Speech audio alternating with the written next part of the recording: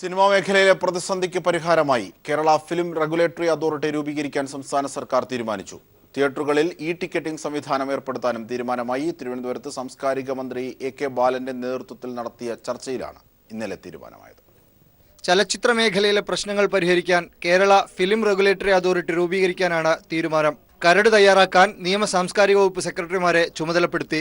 Adoor Gopalakrishnan committee ശുപാർശയനുസരിച്ചാണ് നടപടി. പല കാര്യങ്ങളിലും പ്രത്യേകിച്ച് മലയാള സിനിമയുടെ അഭിവൃദ്ധിക്ക് വേണ്ടി ആവശ്യമുള്ള കാര്യങ്ങളാണ് ഈ റെഗുലേറ്ററി അതോറിറ്റി ചെയ്യുന്നത്. അല്ലാതെ ആരെങ്കിലും റെഗുലേറ്റ് ചെയ്ത് അവർക്ക് ഗവൺമെൻറ്റിൻ്റെ ആധിപത്യം അവരുടെ മുമ്പിൽ സ്ഥാപിക്കാനല്ല, മറിച്ചാണ്. സംസ്ഥാനത്തെ തിയേറ്ററുകളിൽ ടിക്കറ്റിംഗ് സംവിധാനം ഉടൻ ഏർപ്പെടുത്തും. സംഘടനകൾ തമ്മിലുള്ള പ്രശ്നങ്ങൾക്കും ചർച്ചയിൽ പരിഹാരമായി. ദിലീപിന്റെ നേതൃത്വത്തിലുള്ള പുതിയ സംഘടനയെ എതിർത്തിരുന്ന ലിബർട്ടി ബഷീർ നിലപാട് മാറ്റി. ആ സംഘടനയെ നമ്മൾ എതിർപ്പില്ലല്ലോ.